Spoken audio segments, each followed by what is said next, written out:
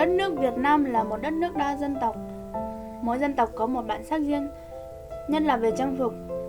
Nhờ đó đã tạo nên vẻ đẹp phong phú cho đất nước Việt Nam. Sau đây chúng ta sẽ cùng đi tìm hiểu một bộ trang phục lộng lẫy của dân tộc Hờ Mông. Đây là những bộ đồ Mông mà đã hoàn chỉnh theo từng bộ. Mỗi bộ hoàn chỉnh như thế này là 1,5 triệu. Mỗi bộ như thế này gồm có cái yếm, cái dây lưng và cái áo.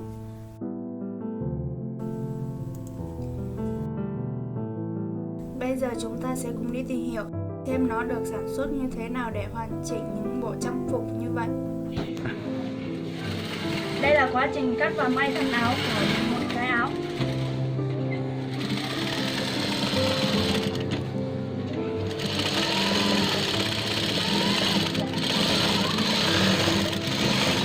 Chị có thể cho em biết quá trình may cái áo như thế này nó gặp khó khăn như thế nào không? Hơi khó may ở các đoạn cong và khi cắt vải mà không chuẩn thì may ra sẽ không vừa với thân. Cảm ơn chị. Sau đây mình sẽ dẫn các bạn đi xem quá trình xỏ hạt cường như thế nào nhé. Đây là quá trình xỏ hạt. Ở đây có rất nhiều loại hạt, tùy theo ý mình thích. Đây là quá trình xỏ hạt. Ngồi xỏ hạt như thế này phải xỏ từng hạt vào kim và vào dây.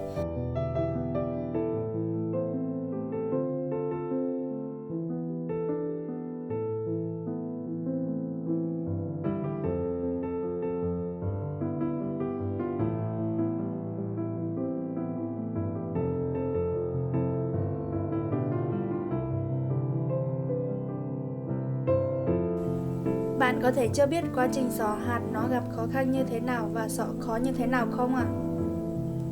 Trong quá trình xỏ hạt thế này chúng ta phải xỏ từng hạt thì phải lấy tỉ mỉ này, có khi làm còn bị đầy kim này, phải thay nhiều kim mới làm hoàn thành được quá trình này.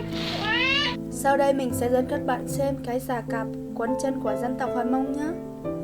Đây là của dân tộc Hờ Mông Hoa. Nhìn nó hoa hoa đúng không? Sau đây mình sẽ cuốn cho các bạn xem.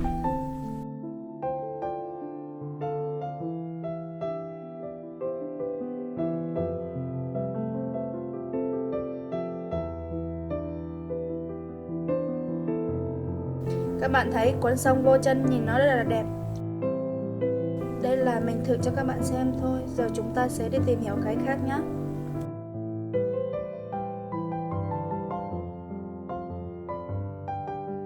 Đây là các loại mũ. Mình sẽ thử cho các bạn xem.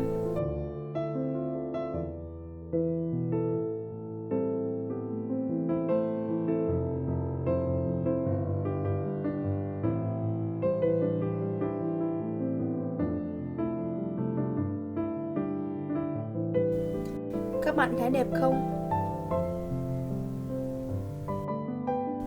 Mình sẽ thử cái tiếp theo nhé. Cái này là cái dây ngắn, cái này là cái dây dài.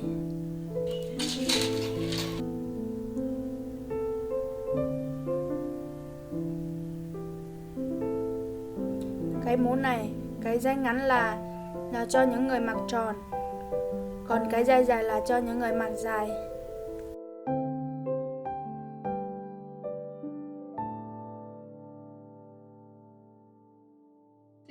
Tôi buôn bán trang phục của người dân tộc Mông.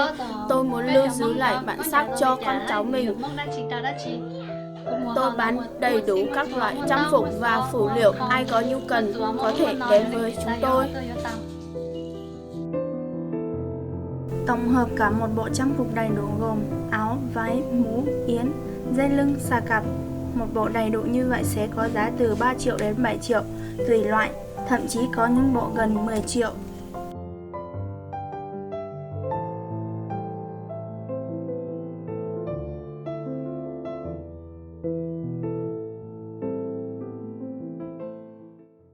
Những bộ trang phục như vậy sẽ được mặc đi chơi, chụp hình, mặc vào ngày cưới, mặc đi chơi Tết, trong các lễ hội, vân vân.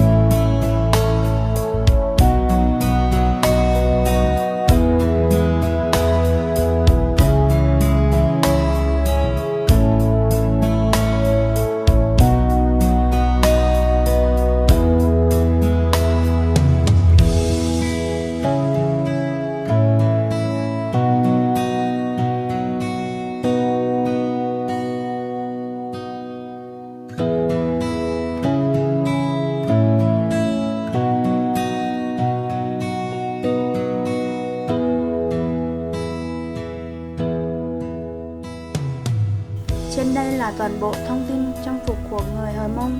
Cảm ơn mọi người đã chú ý theo dõi.